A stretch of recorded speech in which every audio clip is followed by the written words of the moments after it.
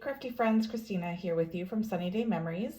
This month we are going to be featuring the paper collection from Stampin' Up! Called Snowy Scenes.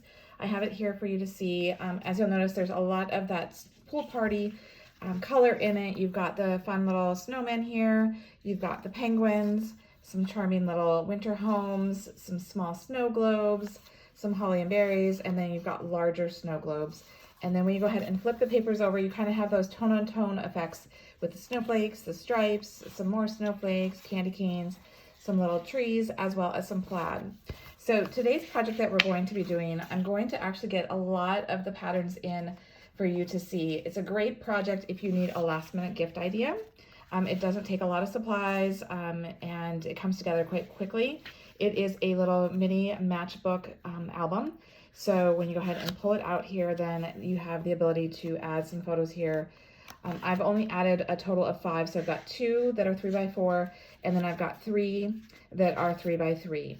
And you could add more to your album, but the main idea is that you don't want it to get too bulky here on the side. You'll notice that it's starting to get a little bit big, and then obviously when you add those photos, that's going to add some more height to your project, so you just kind of want to keep that in mind when you're creating it. So let's go ahead and talk about the supplies that you're going to need. So I did mine all in the basic white.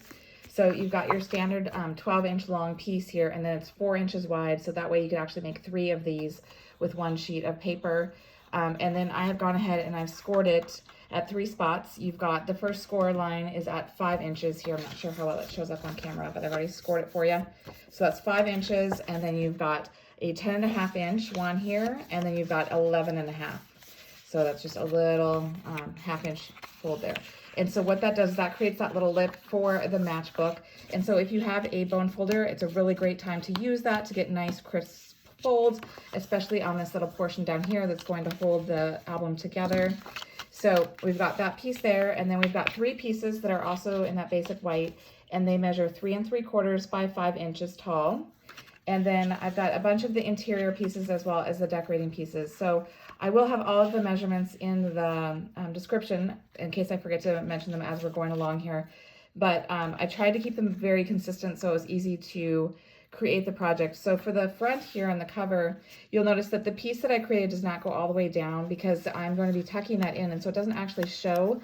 And so when it's tucked in, it's nice and centered there. And so I believe, I didn't write down this actual measurement for this one here, but I believe it is 3 3/4, yep, 3 3/4 wide by 4 1/4 tall. So this one is going to go ahead and it's going to be glued right to the front, and you're going to, like I said, leave a bigger space here at the bottom. So it's going to be equal on the top and the 2 sides. And then what I've done is I have gone ahead and I've fussy cut out one of those large snow globes. Remember, I have that as one of the patterns here in the collection. So there is actually a die that will cut that. I don't have that particular die set, so I just went ahead and fussy cut. It's easy enough to do. All of the snow globes are a little bit different. So like my sample here has the cute little penguin, and this one has the charming holiday homes in it. So I'm just gonna go ahead and glue these 2 together, and I'm gonna use liquid glue because I have gone ahead and I've embossed this piece here with one of my favorite embossing folders. This is the Snowflake 3D, or sorry, Snowflake Sky 3D embossing folder. And so I'm going to go ahead and use liquid glue because of all of the little nooks and crannies from embossing. I'm gonna go ahead and glue that on there, and I'll use liquid glue on this to put this simply down here. I was going to go ahead and 3-dimensional, put 3D behind this, but I did, I'm not, the recipient, you don't know what they're gonna do with it. So it's best to just go ahead and have everything flat. All right, so like I said, I went ahead and I glued this down. I'm gonna have it all flush just because in case you give it to the recipient and it's something like a little bride book that they wanna keep with them in their purse, the dimension won't get wrecked or anything like that. So then we're gonna go ahead and we're gonna go to the inside here before we go ahead and staple this closed. So I went ahead and like I said, I'm trying to use those patterns to really showcase them. So I have the holly here that I've gone ahead and glued to the center of the top portion here. And then I'm using the 2-tone cardstock for the garden green, and I'm actually using the light side just so that way it pops a little bit nicer up against the darker tone. And then I have the same size piece, which, sorry, I forgot to give you that dimension. It is 3 3/4 by 4 3/4. So I did the snowflakes down here, same thing where I'm keeping it so that the 2 sides and the top are the same, giving that nice border around, and it won't be all the way down, and that's okay because we're going to be closing this bottom closure here.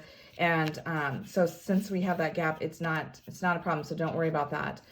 So I'm just gonna go ahead and glue those pieces down. All right, now that these pieces are glued down, now is when I'm gonna go ahead and take my interior pages, these ones here that are in the center. They are 3 3/4 by 5 inches, and I'm gonna go ahead and place them all together so that they're nice and tight and the edges meet.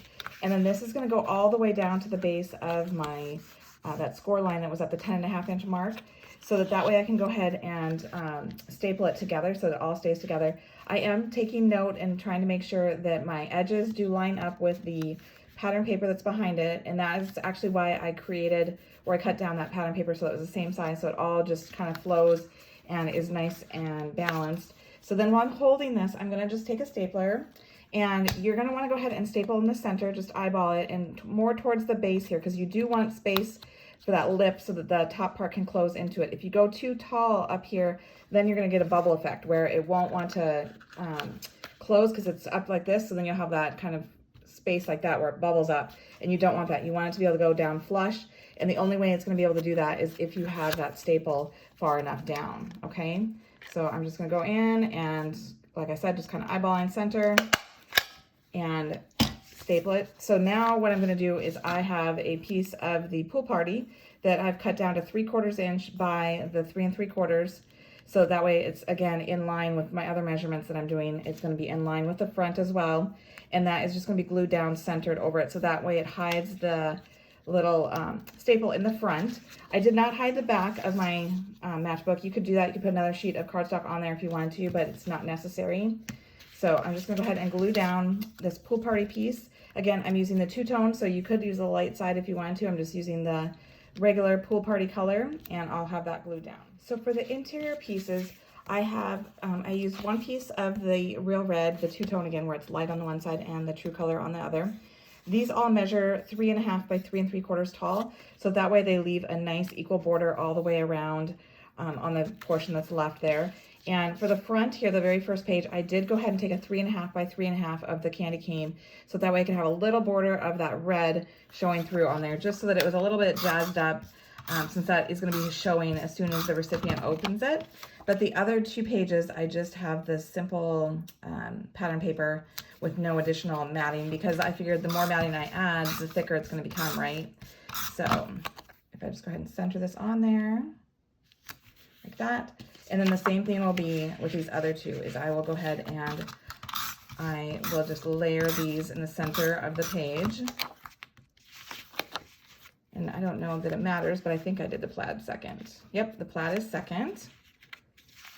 So I'm gonna just go ahead and open it up. And again, making sure that my borders all the way around look similar, and stick that down. And then I will take my cute penguin paper, my final one, and put that on the last page.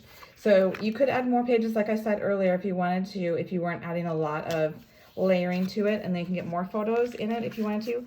But 5 is a nice amount. I think it works really well, and like I said, it comes together really quickly. Then the final touch was I put a little bit of our loose snowflakes here. So they have different sizes, so I tried to find 3 that were about the same size, and these look good.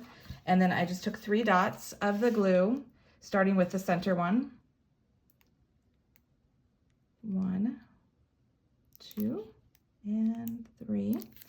And that way I can go ahead and place my snowflakes on them. And I did this so that way if the staple that's underneath looks kind of bulky coming through, it's kind of hidden by these decorative elements of the snowflakes. So, and it just adds another nice touch with the snow that we've got with the snow globe as well. And you could, if you wanted to, add some more snowflakes inside the actual snow globe. I chose not to, but it is another option that you could do. But so there you have it, a really simple, fun idea. It's perfect for gift giving if you need a last minute gift. I hope you've enjoyed it. As always, if you did, be sure to like this video and subscribe to our channel so that way you don't miss future videos. And until next time, stay crafty.